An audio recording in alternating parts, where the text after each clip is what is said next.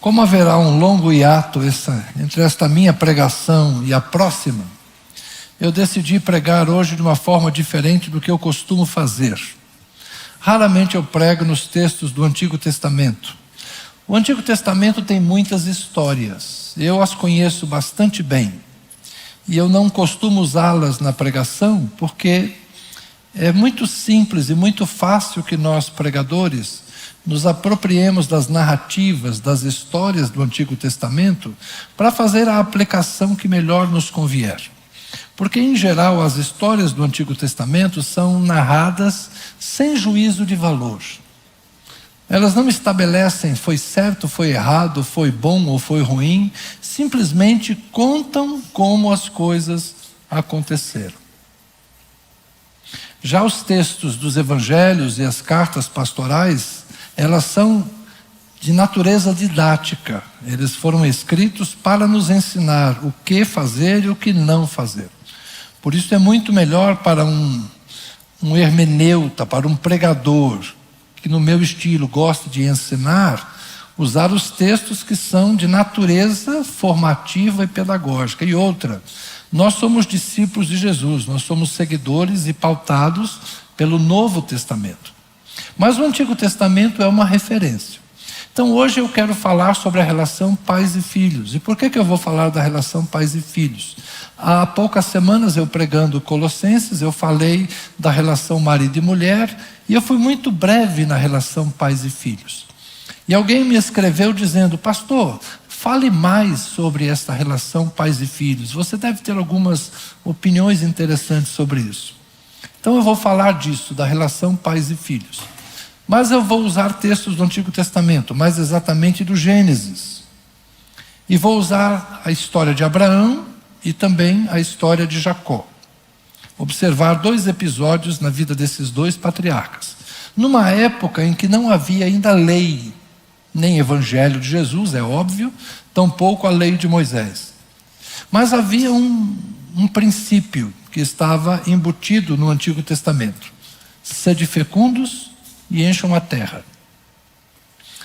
O primeiro mandamento mesmo é esse, dado ao primeiro casal: procriem, façam filhos, encham a terra. Há 2 povos que levaram isso muito a sério: chineses e indianos. Eles são bíblicos, né? Estão enchendo a terra. 1 bilhão e 300 milhões de chineses, 1 bilhão e 300 milhões de indianos. Isso, entre 2 nacionalidades, nós temos aí 1/3 da população mundial, certo? Eles sabem procriar e fazer filhos. Então a primeira regra que existe realmente, e o que pauta a vida dos patriarcas, é ter filhos. Ter filhos é sinal de bênção, ter filhos é sinal de prosperidade, e ter filhos é sinal de força. Porque naquela época, os filhos eram a força de trabalho, mas os filhos também eram a força para resistir nas encrencas. É uma época em que a sociedade se organizava em clãs, tribos, famílias. Então, eles não estavam vivendo em cidades, não tinha polícia, não tinha exército, não tinha juiz, não tinha constituição que protegesse as pessoas. Era a lei do mais forte. Quem tem mais filhos, homens, tem mais força. Então é mais ou menos como uma briga no estádio, torcida visitante contra a torcida da casa. Ora, a torcida visitante, teoricamente, é uma torcida menor. Então ela fica acuada no estádio. Lá em São Paulo hoje, como é que é a regra? Torcida única. Para quê? Para não ter briga de torcida, nem no metrô e nem no estádio. Então hoje tem regras para coibir a violência, para inibir a violência. Naquela época não. É a lei do mais forte. Quem tem mais força vai para a briga, conquista a terra, toma casa, rouba o gado. Assim que funcionava. Então ter filhos era uma necessidade de sobrevivência e de proteção. Isso não é uma coisa da religião. Isso é uma coisa da vida, da experiência de organização humana. Tá bem? Então os patriarcas, eles tem essa história aí. O primeiro texto que eu quero ler é o texto que envolve Abraão e seus 2 filhos. Abraão teve muitos filhos, com concubinas, mas há 2 filhos mais conhecidos de Abraão. O mais conhecido entre nós, cristãos, é Isaac. Quantos Isaques nós temos aqui presentes? Tem algum Isaac aqui hoje? Aqui na igreja nós temos alguns Isaques com filhos chamados Isaac também. Eu conheço 4, né? Então, mas deve ter mais também. Então, os Isaques são os preferidos dos cristãos e judeus. Mas existe um outro filho famoso, que é Ismael, que é o preferido dos árabes, no Islã. No Corão, o livro sagrado do Islã, Ismael é o filho da promessa. Na Bíblia judaica, Isaac é o filho da promessa. E quem é mais familiarizado aqui com o Antigo Testamento sabe a história. Quando Abraão tinha 86 anos, Sara fala para ele assim: Abraão, Deus não quis me dar filhos. Eis aqui Agar, a minha serva egípcia. Toma ela, faz um filho nela, e vai ser como se fosse meu filho. Passam-se os anos, quando Abraão tem 100 anos, portanto, Ismael tem 14, Sara fica grávida e nasce Isaac. E aí o texto que eu quero ler está no capítulo 21 do Gênesis, verso 9. Então imagine Ismael com 14 anos, Isaac nascido, passa-se um pouquinho de tempo, Ismael deve ter seus 17, 18, ou talvez ainda os 14, a gente não sabe, não é? Eu vou falar algo, vamos ver se eu assusto muitos de vocês. Diz o texto, 21, 9 do Gênesis. Sara viu que o filho de Agar, a egípcia, teve com Abraão, estava zombando de Isaac. Então Sara disse a Abraão: mande embora essa escrava e o filho dela, porque o filho dessa escrava não será herdeiro com o meu filho Isaac. A ideia tinha sido de quem? De Sara. Eis aqui a minha escrava, deita-te com ela, faz um filho nela, e o filho dela vai ser como se fosse meu. Mas depois que ela tem o filho dela, o que ela diz? O filho dessa escrava, não era dela? Agora já não é mais dela. Mande embora essa escrava e o filho dela, porque o filho dessa escrava não será herdeiro com meu filho. Abraão ficou muito incomodado com isso, por causa do seu filho. Ele era filho de Abraão também, não era só filho de Sara, ou só de Agar. Mas Deus disse a Abraão: não fique incomodado por causa do menino e por causa da escrava. Faça tudo o que Sara disser. Estranho, né? Faça tudo o que Sara disser, porque por meio de Isaque será chamada a sua descendência. Mas também do filho da escrava farei uma grande nação, porque ele é seu descendente. Na manhã seguinte, Abraão levantou-se de madrugada, pegou pão e um odre de água, pôs tudo sobre as costas de Agar, deu-lhe o menino e a despediu. Pão e água nas costas, e a mandou embora. Ela saiu andando sem rumo pelo deserto de Berseba. É o sul daquilo que chamamos hoje de Palestina. Tem texto que é duro de ler, né? Só de ler já as mulheres estão incomodadas aqui, né? Eu também. Só de ler já me causa repulsa. Pão e água, e a mandou embora, e ela saiu sem rumo. Quando acabou a água que havia no odre, Agar colocou o menino debaixo de um dos arbustos. E afastando-se, foi sentar-se em frente, à distância de um tiro de arco, porque dizia: assim não verei o menino morrer. E sentando-se em frente dele, levantou a voz e chorou. Deus, porém, ouviu a voz do menino, e do céu o anjo de Deus chamou Agar e lhe disse: o que é que você tem, Agar? Não tenha medo, porque Deus ouviu a voz do menino aí onde ele está. Ponha-se em pé, levante o menino e segure-o pela mão, porque eu farei dele um grande povo. Então Deus lhe abriu os olhos e ela viu um poço de água. E indo até o poço, encheu o odre de água e deu de beber ao menino. Deus estava com o menino, que cresceu, morou no deserto e se tornou flecheiro, caçador. Ele morava no deserto de Parã, e a mãe dele o casou com uma mulher da terra do Egito. Abraão teve, portanto, 2 filhos. Um filho que nasce primeiro, com uma escrava, e o filho que nasce depois, filho de Sara, sua esposa legítima. Eu já contei isso para vocês há um tempo atrás, não posso comprovar. Mas há uma tese interessante de uma teóloga, e eu não sei se ela é psicóloga, psiquiatra, ela é dessa área aí das ciências neurais aí. E ela levantou uma tese interessante, que possivelmente Isaac, o filho da bênção, não fosse um filho mentalmente nos padrões. Eu sei que é uma tese estranha, mas quando a gente lê a história, a gente começa a desconfiar da possibilidade.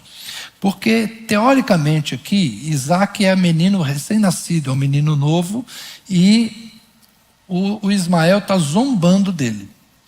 Por que Ismael zomba de Isaac? Bullying. Os filhos de Abraão já sofriam bullying, ok? Bullying não é uma coisa nova. Olha aí, gente. Ismael fez bullying com Isaac, mas em cima do quê? A gente não sabe. Mas Isaac tem algumas particularidades na história. Isaac, ao longo da história, ele vai passando por alguns momentos que a gente se pergunta, quando ele tinha 15 anos, o pai dele quase sacrifica ele. Amarra ele sobre a lenha e ele pergunta, pai, cadê o cordeiro? Pense no Abraão com 115 anos e o menino tranquilo sendo amarrado sobre a lenha e o pai puxando a faca para ele. Não é alguém que parece que devia ter dito, meu pai está doido. Meu pai pirou. Sai fora, pai. E sair correndo, né? Por que Isaac não se defende? Normalmente a gente acha que porque ele era extremamente obediente. Mas essa teoria é que talvez Isaac fosse relativamente infantilizado. Aos 25 anos Isaac se casa, mas o Abraão manda buscar uma esposa para Isaac. E o texto diz que quando Rebeca vem, ela amou-o. O que quer dizer esse amor? Normalmente os pastores em casamento dizem que é amor à primeira vista. Mas será que não era o amor de uma mulher que teve empatia por um homem com alguma limitação cognitiva? Poderia ser uma certa compaixão? Poderia. Lá adiante o texto diz que Rebeca, a esposa, e Isaac estavam brincando na tenda. Coisa de adulto, brincando.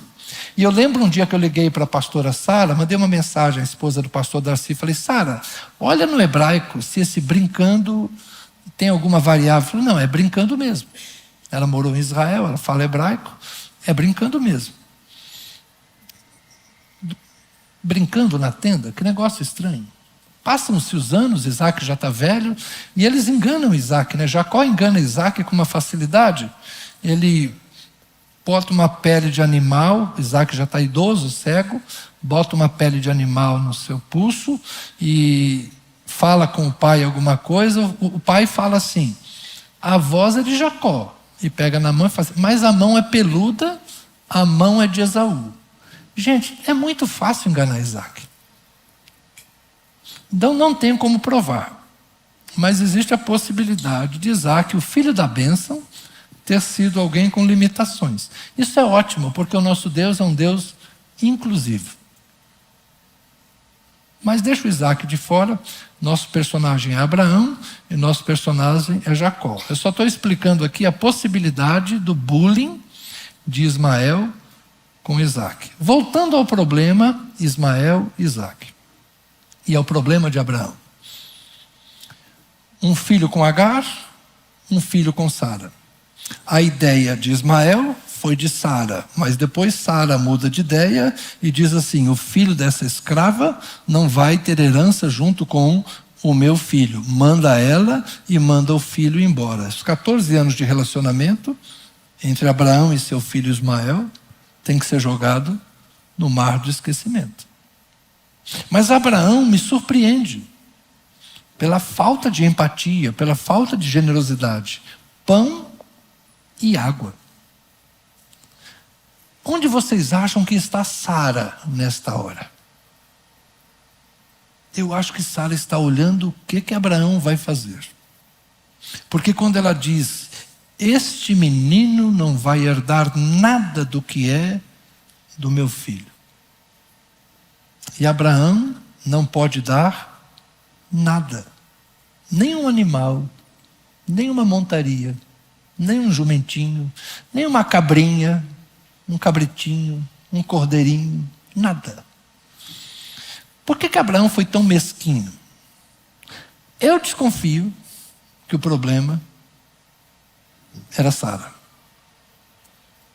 É por isso que o apóstolo Paulo, na carta aos Coríntios, capítulo 7, fala para os homens: se você puder não casar, não case. Porque quem casa arruma confusão. Ô amor, eu te amo. Foi Paulo que escreveu, não eu. A carta não é minha, é dele, só estou citando.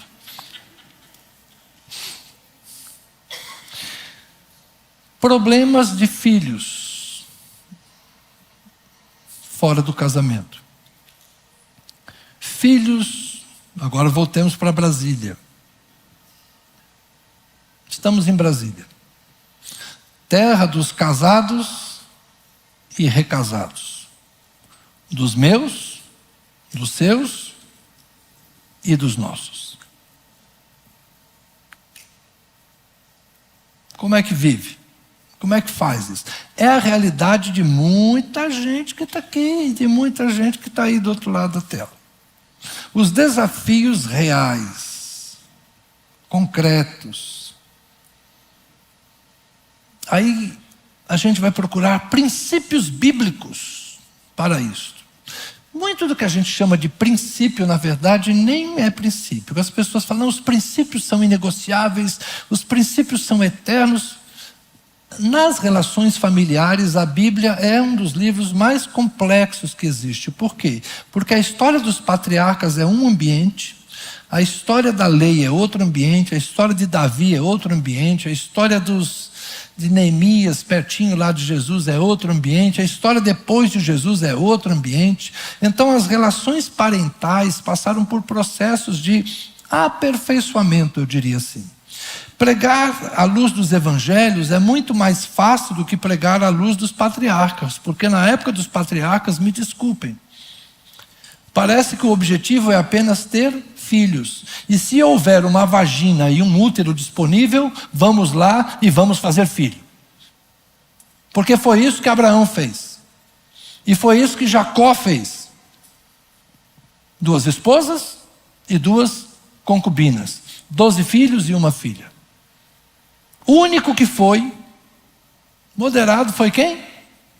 Isaac. Não é estranho? Isaac não teve concubina. Isaac não teve outras mulheres, não teve aventuras extraconjugais. Tem que ser um homem meio fraco das ideias para se comportar bem na época dos patriarcas. É mais um argumento. Eu nunca tinha pensado nesse outro argumento. Agora é mais um para a minha tese. Para a minha não, para a tese da doutora lá. Isaac foi o único que, dentre os 3 patriarcas, se guardou. Só teve Rebeca. Talvez porque só Rebeca quisesse Isaac. Mas deixa o Isaac fora. Meu Deus, já voltei a falar dele de novo.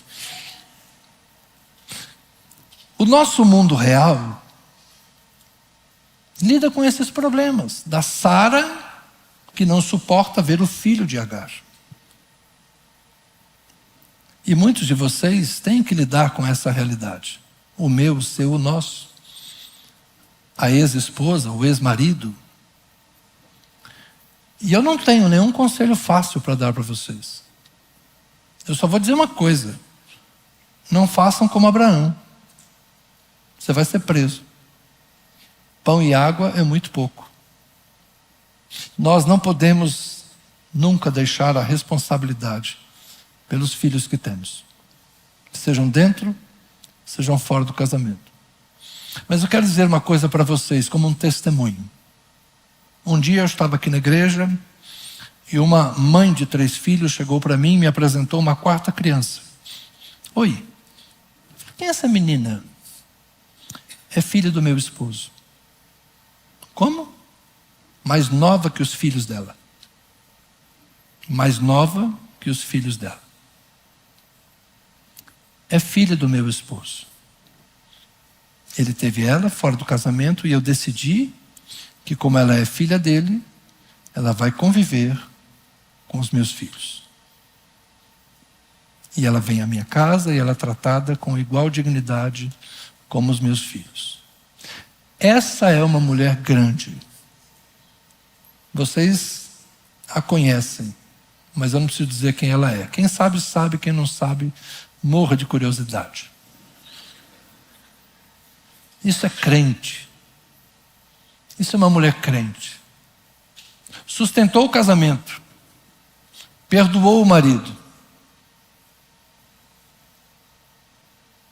Ela é melhor do que ele.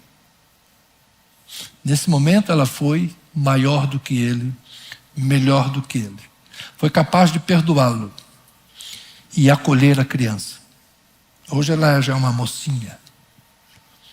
Isso é testemunho de quem é crente.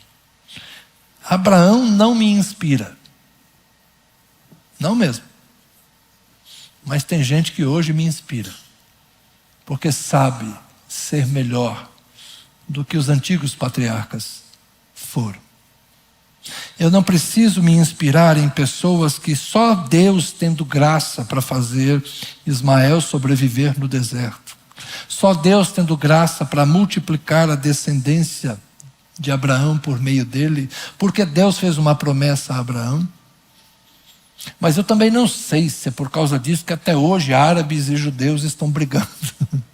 Não sei se esses 2 povos não entendem que são um povo só. Isso para mim não é fácil de explicar e de resolver, nem tenho a intenção de fazê-lo.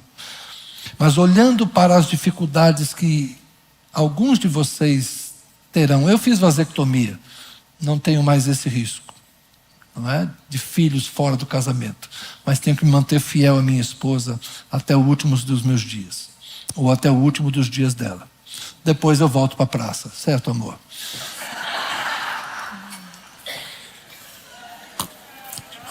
Um dia ela estava conversando com as amigas, gente.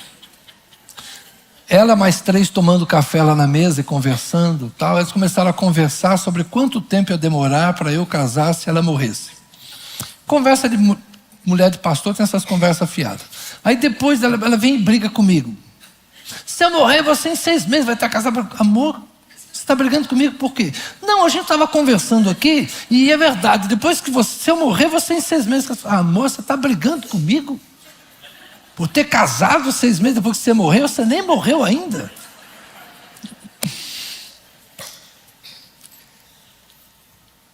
Essa experiência de filhos fora do casamento torna a vida mais difícil. Torna. Mas se tem, paciência. Aprenda a viver. Aprenda a viver. Há muito tempo eu tive contar um outro episódio. Um homem chegou para mim e disse: estou pensando em divorciar. Eu falei: você tem motivo para divorciar. Mas se você quiser ser um grande homem, reconheça seus erros e restaure seu casamento. Ele falou: eu não tenho condição de ser um grande homem. Eu falei: então seja homem e divorcie-se com dignidade. E sempre mantenha um relacionamento digno com a sua ex-mulher, porque vocês têm um filho e ele sempre será um elo entre vocês dois. A história de vocês nunca vai terminar. Porque vocês têm um filho que é comum aos dois, e um dia ele vai casar, e ele vai ter filho, e o neto vai ser de vocês dois. Então, um casamento rompido com filhos nunca é uma completa ruptura. Nunca é uma completa ruptura. De modo que eu posso aconselhar a vocês é o seguinte: a relação pais e filhos tem que ser resolvida independente da relação ex-marido e ex-mulher. Curem as feridas. Carreguem o mínimo possível de carga, de fardo. Cuidado com a língua, cuidado com a boca, cuidado para não ficar se justificando, destruindo a imagem do outro. Porque amanhã depois, essa imagem destruída do outro vai virar crítica e retrocesso, isso não vai dar certo. Nós temos muitas experiências aqui de gente saudável. Inspire-se naqueles que estão dando certo. Nós temos alguns casais aqui que são maravilhosos. Tem os dele e os dela e vivem todos bem. Parabéns para vocês que conseguem. Vocês nos inspiram.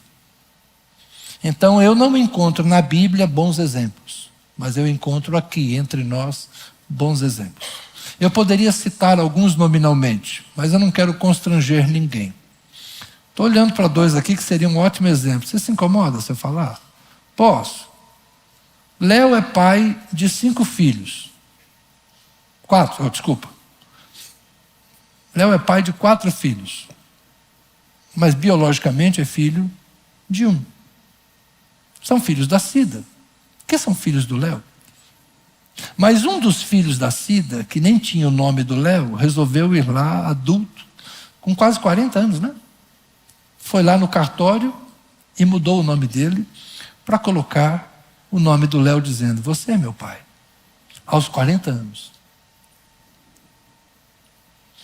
Então nós temos bons exemplos aqui, de gente que conseguiu resolver esses problemas. Então, por favor, não sofra calado. Se você está em crise, se você tem dificuldade, se a relação com o ex, com a ex, não existe ex-filho, existe ex-marido, ex-mulher. O problema de Abraão pode acontecer hoje. Então procure ajuda. Não é fácil, mas tem muita gente aqui que achou o caminho. Sofreu um pouco, mas achou o caminho. Então não precisa passar pelas mesmas dores. Peça ajuda. Nós estamos aqui para isso. A Bíblia não tem princípios para isso. Talvez o que eu pudesse dizer vale para muitas relações. É o princípio do amor, é o respeito, é o cuidado. Mas isso vale para quem é filho e para quem não é filho. Tá bem? Então, Abraão, na relação pai e filho, Abraão não é exatamente um exemplo. Mas é interessante, depois eu fui relendo a história, né, seguindo. Quando morre Abraão, o texto diz que Ismael e Isaque sepultaram seu pai. Sabem por que Ismael e Isaque sepultaram o pai? Porque Sara, mesmo sendo mais nova, morreu primeiro. Meninas, com todo respeito, às vezes as mulheres dificultam demais. Nós homens temos mais facilidade para conviver com as diferenças, com essa rivalidade do ex, eu acho, né? Meus amigos, eu não sei porque eu não vivo essa relação, mas eu nunca tive um amigo que chega para ô Zé, o ex da minha mulher, nunca. Mas as mulheres têm muita dificuldade com isso. Então, desculpem, não quero ser injusto aqui, mas resolvam os seus problemas aí, meninas. Depois que Sara morreu, eu acho que Abraão e Ismael tiveram mais sossego no relacionamento deles. E vou ensinar uma outra coisa para vocês. É muito provável que Abraão e Sara morreram separados. Outro dia eu mostrei para o pessoal, falei, não, mas não é possível. Quando Sara morre, Sara está em Hebrom. E o texto diz que Abraão fixou residência em Berseba. Abraão fixou residência em Berseba e Sara morreu algum tempo depois em Hebrom. Por quê? Quando o pai quase mata o filho, o que a mãe faz com ele? Leva ele embora. É algo a pesquisar. Pesquisa lá, pertinho da morte de Sara, você vai ver como é que é a história. Sara está em outro lugar. Sara está na montanha, em Hebrom. E Abraão está no deserto. Aí ele vai buscar o corpo de Sara para sepultá-la. E compra uma terra para fazer isso. É possível que depois do quase sacrifício de Isaac, Sara pegou seu filho e falou: deixa eu levar para longe deste homem. O amor de Sara por Isaac era muito grande. E trouxe muitos transtornos para Abraão.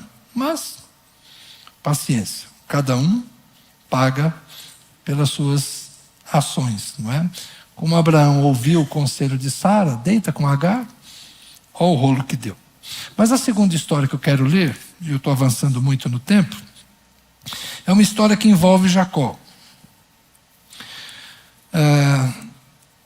Está no capítulo 34 do Gênesis. Pouca gente lembra, mas Jacó teve uma filha, Diná.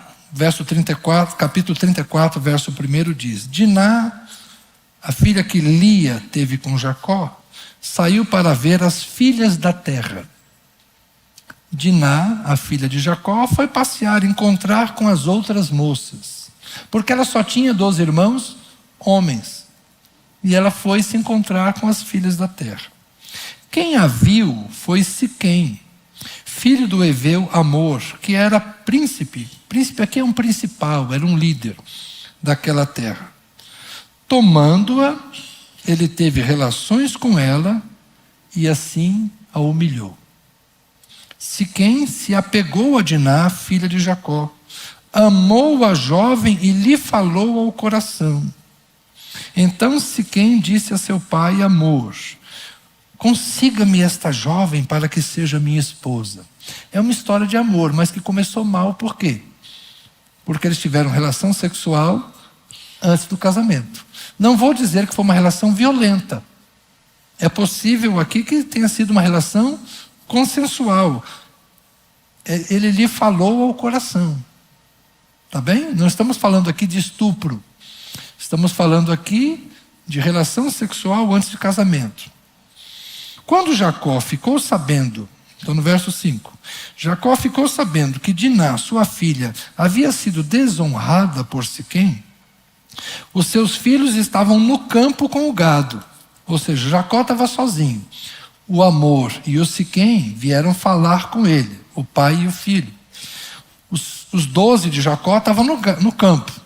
Sozinho Jacó ficou o quê? Calmo. Por isso calou-se e esperou até que eles voltassem. Então Amor, o pai de Siquém, saiu para falar com Jacó. Quando os filhos de Jacó vieram do campo e ouviram o que havia acontecido, indignaram-se e ficaram muito irados, pois Siquém havia praticado uma afronta em Israel, aí violentando a filha de Jacó, que era algo que não se devia fazer. Mas o Amor falou com eles dizendo: meu filho Siquém está profundamente apaixonado pela filha de vocês. Peço que ela lhe seja dada por esposa. Tornem-se nossos parentes, deem as filhas de vocês para nós, e vocês tomem as nossas filhas. Vocês habitarão em nosso meio, a terra estará ao seu dispor. Morem nela, negociem e adquiram propriedades. E o próprio Siquém disse ao pai e aos irmãos de Diná: que eu obtenha este favor diante de vocês e lhe darei o que me pedirem. Aumentem em muito o dote de casamento e as dádivas, e darei o que me pedirem. Deem-me, porém, a moça por esposa. Permitam-me não ler o seguinte. Os filhos de Jacó na hora não falaram nada, ficaram quietos e mandaram depois um recado para eles dizendo assim: olha, se vocês quiserem que a gente se misture mesmo, que sejamos famílias, amigos, vamos virar parente, é preciso que vocês sejam circuncidados.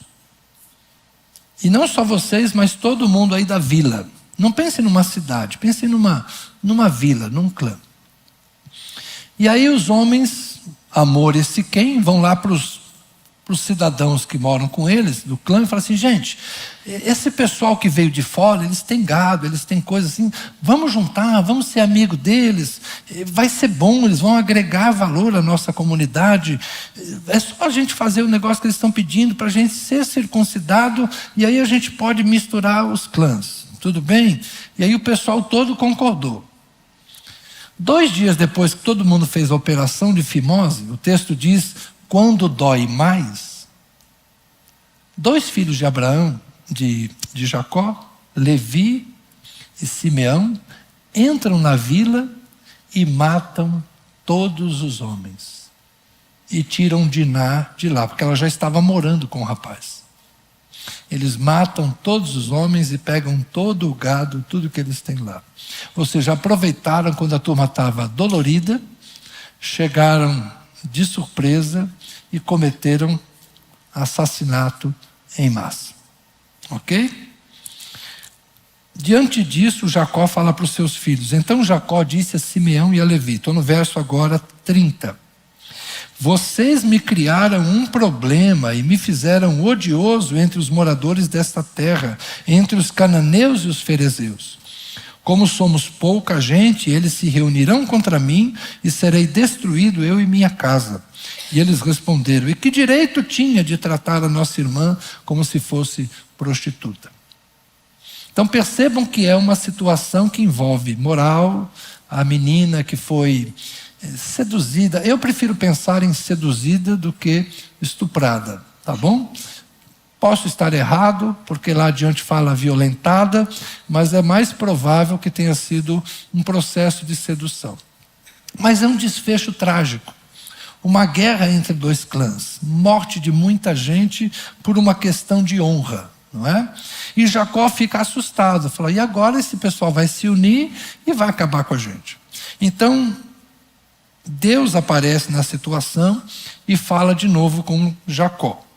Disse Deus a Jacó, capítulo 35, levanta-se, vá para Betel, habite ali. Deus manda ali para uma outra região. Vá para Betel, habite ali, faça ali um altar ao Deus que lhe apareceu quando você fugia de Esaú. E então ele vai para lá, faz um sacrifício e Deus protege Jacó por lá. Deixa eu então voltar aqui para a história, né? A relação pais e filhos. Os problemas que os filhos às vezes causam para os pais, e eu poderia falar dos problemas que às vezes os pais causam para os filhos. Mas aqui a história é sobre Levi e Simeão colocando toda a família em risco por causa do seu arroubo para defender a honra da irmã. Justiçamento. Uma coisa é justiça, outra coisa é justiçamento.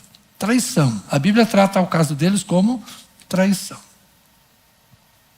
Como a nossa vida de pais pode se tornar difícil em função das ações dos nossos filhos. Ter filhos é uma bênção. Ter filhos é um direito. Na época da Bíblia, ter filhos era um dever, né? O crescei-vos e multiplicai-vos e enchei a terra era um dever. A terra já está cheia. Se alguém não quiser cumprir esse dever, vamos respeitar. Se alguém não quiser encarar isso como uma obrigação, vamos respeitar. Eu creio que nós já estamos num ponto de civilidade que nós não devemos impor aos outros a obrigação de ter filhos. Eu como pastor, respeito se algum casal disser: nós não queremos ter filhos. Eu sei que tem gente que vai dizer: não, se vocês querem ter cachorro e não querem ter filho, meu Deus, eu acho isso um absurdo. Se você acha um absurdo, tenha filhos. Fique à vontade. Tenha 1, 2, 3, 4, fique à vontade. Mas se alguém não quer ter filhos, respeite. É a vontade do outro. Ter filhos não é uma obrigação. Para uns é uma bênção. Para outros, irmãos, o filho é a dor de cabeça. A maternidade, a paternidade pode ser uma experiência maravilhosa, mas também pode ser uma experiência muito difícil. Porque não há garantias sobre quem será seu filho e o que seu filho vai fazer no futuro. Eu me lembro um dia que uma avó chegou para mim e falou assim: pastor, eu tenho 3 filhas, eu estou pensando no meu neto, eu estou pensando em passar a minha casa para o meu neto, que tem 10 anos, que eu quero garantir o futuro do meu neto. Eu falei: você tem certeza que é uma boa decisão? Você tem 3 filhas adultas que hoje você não confia nessas 3 filhas adultas. E você está querendo passar a casa para o seu neto que só tem 10 anos. Quem te garante que o seu neto vai ser melhor? É mais provável que daqui a alguns anos, tuas filhas que estão na casa dos 20 e poucos, daqui a pouco elas estão certinhas, elas estão acomodadas, elas estão tranquilas, elas vão criar juízo. Elas têm 20 e poucos. Uma está chegando aos 30. É mais fácil que as suas filhas criem juízo e você tranquiliza seu coração do que você fazer uma doideira dessa por um neto que você ainda nem sabe o que vai ser. Então, às vezes, nós queremos queimar etapas, projetar o futuro dos nossos filhos, viver pelos nossos filhos, sonhar pelos nossos filhos, dirigir a nossa vida pelos nossos filhos. Essa semana conversei com um casal que está lá na Europa, pensando na sua filha, são missionários, e pensando nas decisões do filho. Eu falei: olha, a filha de vocês tem 18 anos, ela vai deixar vocês daqui a pouquinho. E vocês têm 50 anos, vocês não têm que fazer a vida pensando nela, porque ela vai seguir a vida dela. Vocês têm que pensar no futuro de vocês. Porque o futuro de vocês está logo aí. Vocês já estão na casa chegando aos 50 e vocês não têm mais tempo para ficar escolhendo mudança de rumo. Mas ela tem muito mais tempo que vocês. Então não façam da vida de vocês uma subserviência aos seus filhos. Ao contrário, deem condição aos seus filhos para que eles alcem voo e vivam a vida deles. Gente, eu estou vendo muito pai doido hoje em dia. Tem pai mudando de igreja por causa do filho. Alguns de vocês que estão aqui vieram assim: não, meu filho gostou da igreja. Quantos anos ele tem? 5. Não, eu estou aqui porque meu filho gostou da igreja. Quantos anos ele tem? 10, 12, 15? Você tem o direito de fazer isso. Você vai comer no McDonald's? Não, porque meu filho gosta de McDonald's. Isso. Entope as suas artérias de veneno e morre cedo. Porque seu filho gosta do McDonald's, mas você só come McDonald's. Eu acho que tem gente que está doida hoje em dia. São os filhos que estão mandando nos pais. Não é uma questão de ter limites para os filhos, tem que dar limite para vocês, pais. Vocês estão ficando malucos. Vocês estão orientando a vida em função das escolhas de filhos imaturos. Se fossem filhos maduros que podem... Porque de vez em quando, gente, tem filho que com 20 anos e fala: pai, para e pensa, pai. Eu tenho alguns jovens aqui, que eu nem vou falar que é a Sofia, mas estou brincando, né? Tem jovens aqui que são tão lúcidos, tão esclarecidos, tão bem postados, que eles de vez em quando podem chegar para os seus pais e dizer: ei, dá para vocês resolverem? Porque são jovens extraordinários. Nós temos jovens aqui muito maduros. Eu agradeço muito a Deus. Tem uma meninada que desde cedo teve a cabeça bem ajustada. E às vezes nem é consequência de ter vindo. Muitos são de uma família bem ajustada, mas outros até surpreendem. Vêm de casais desajustados e geram filhos ajustados. Não me perguntem como, mas esse milagre acontece. Mas o que eu gostaria que nós entendêssemos é que nós não podemos prever as escolhas dos nossos filhos.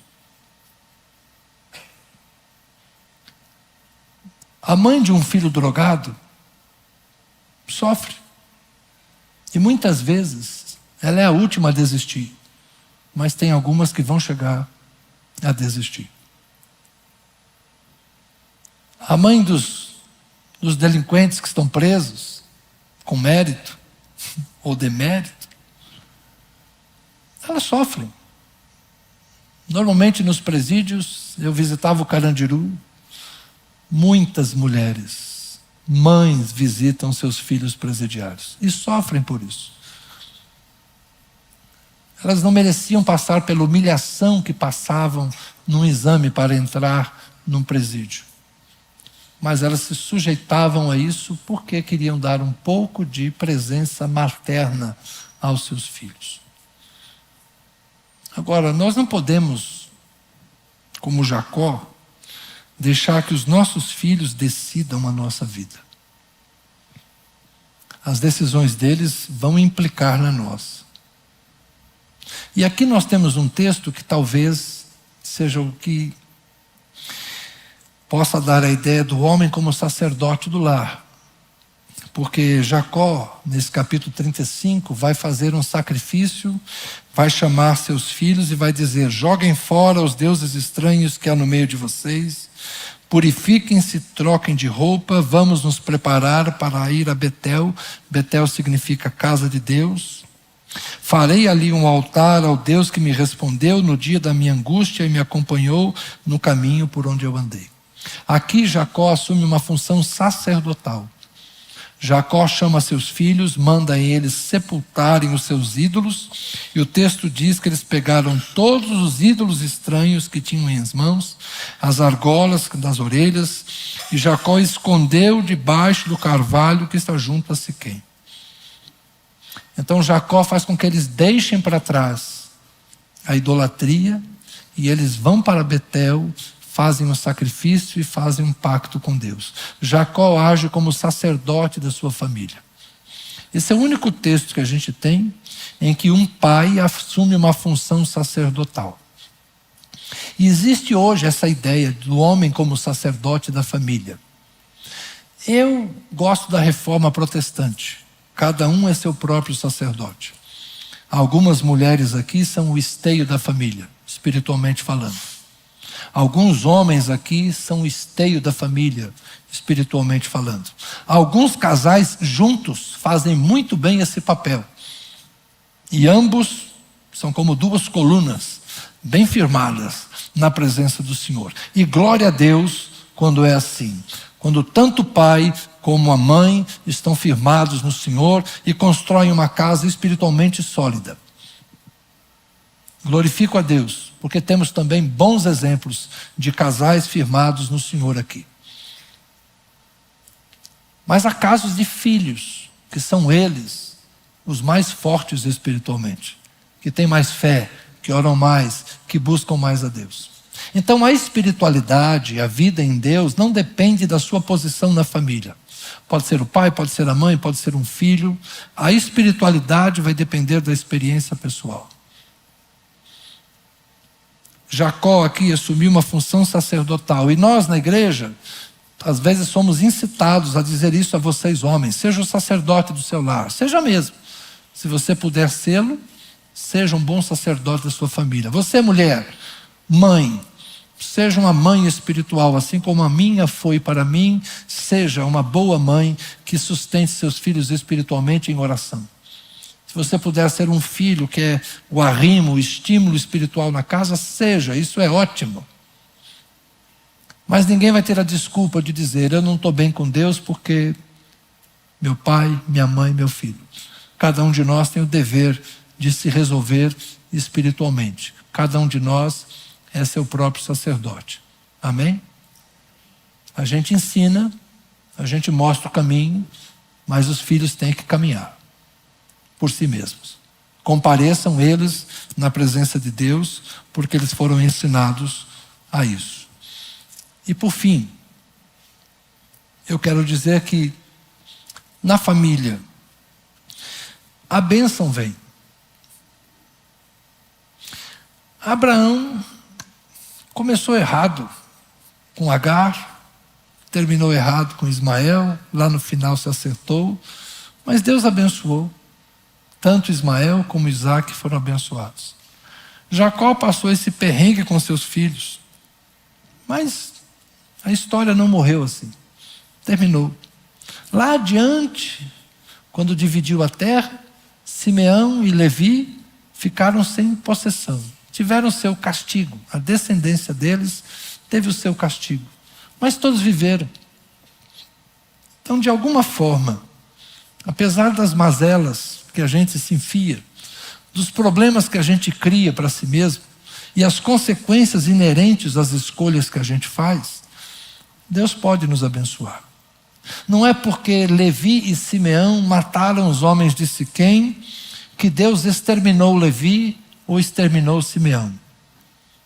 Eles foram punidos, mas de uma maneira diferente do mal que causaram. Nem sempre é olho por olho, dente por dente. Nem sempre quem mata, morre. A Bíblia tem dessas coisas. Então Deus abençoou a descendência de Jacó, Deus abençoou ambos os filhos de Abraão, mas as consequências dos atos vêm. Então eu quero dar esperança para todas as famílias. Às vezes é complicado mesmo. Segundo casamento, filho antes do casamento, filho fora do casamento, filho descabeçado, pai descabeçado, mãe descabeçada. A gente não pode escolher o pai que tem, a mãe que tem, e honestamente, não dá para planejar o filho que virá. Mas a bênção de Deus pode se manifestar nessa geração, na próxima geração, e a graça vai nos dar força para lidar com as dificuldades. Se família tivesse manual, eu não estava aqui ganhando o que eu ganho. Eu já estava milionário. Né, Léo? Se a gente soubesse como resolver os problemas de família, uma fórmula que desse certo para todo mundo. Ah, irmãos, quem tivesse descoberto isso, não tem. Uma coisa eu sei. Apesar da gente, Deus é bom. E a sua misericórdia dura para sempre. Se não for a graça e a bondade de Deus, as confusões que a gente arruma. Oh, Jesus, misericórdia.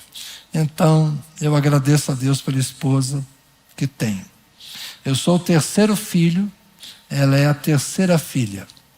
Eu escolhi a filha certa do seu Hilário. Amor, você também escolheu o melhor filho da minha mãe. Deus nos deu um casal de filhos.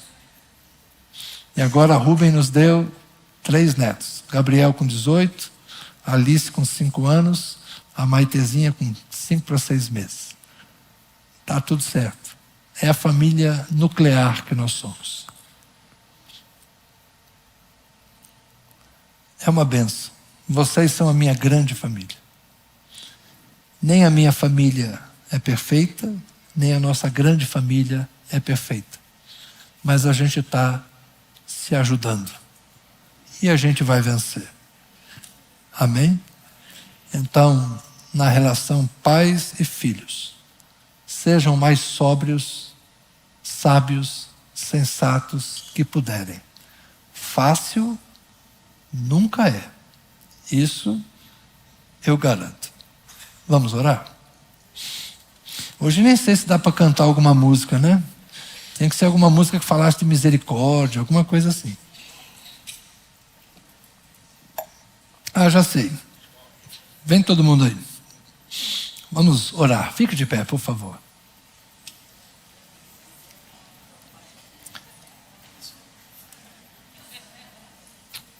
Uma família vivendo o compromisso do grande amor de Cristo. Essa daí. Não, vou facilitar para vocês. O Marcelo sugeriu cantar Pais e Filhos. É preciso amar as pessoas. Mas essa aí eu não sei a letra, acho que não vai dar certo não. Vamos orar. Senhor, há o desafio, Senhor. O desafio de ser família em Brasília. A cidade dos divorciados, dos recasados, dos tricasados. A cidade dos ajuntados, dos espalhados. Ser pastor aqui, Senhor, é um desafio. ter respostas fáceis para estas situações tão difíceis. Ter soluções que funcionem para todos, quando todos somos tão diferentes uns dos outros. É cada um, Senhor, na sua luta, é cada um na sua batalha, é cada um na sua história, é cada um lidando com o seu sofrimento, cada um enfrentando a sua experiência, cada um colhendo as consequências dos próprios atos, dos atos dos pais, dos atos dos filhos. E nós não temos nenhum controle sobre isso, Senhor. Nenhum controle. É a tua graça, Senhor. Nós pedimos graça. Nós pedimos graça para sermos os melhores pais que pudermos ser, os melhores avós que pudermos ser, porque eu tentei ser o melhor filho que eu pude ser. Hoje eu já não tenho que cuidar de meus pais. Meu pai partiu, minha mãe partiu, mas estão aí meus filhos, estão aqui meus netos. E um dia, Senhor, eles terão que cuidar de mim, talvez. Essas relações parentais complexas, nós estamos abertos para aprender, Senhor. Para aprender com as Escrituras e aprender uns com os outros. Ajuda-nos, Senhor, a conhecer os caminhos da vida. Porque os caminhos da vida são como os rios, que por linhas tortuosas desaguam no oceano. Mas o que eles encontram no caminho, Senhor? Como dizer isso? Tantas coisas. Que a nossa vida seja assim. Um curso natural de amor, de graça, de bênção. E que o Senhor nos ajude, Senhor, nas nossas dificuldades, nas boas escolhas e nas más escolhas, nas consequências benéficas, nas dores acrescidas. Que o Senhor nos ajude, que o Senhor nos abençoe e que nós sejamos uma família abençoada por Ti. A família da fé, a família de sangue, a família no Espírito, a família nos afetos. Que o Senhor nos cure, Pai. Em nome de Jesus. Amém. Amém.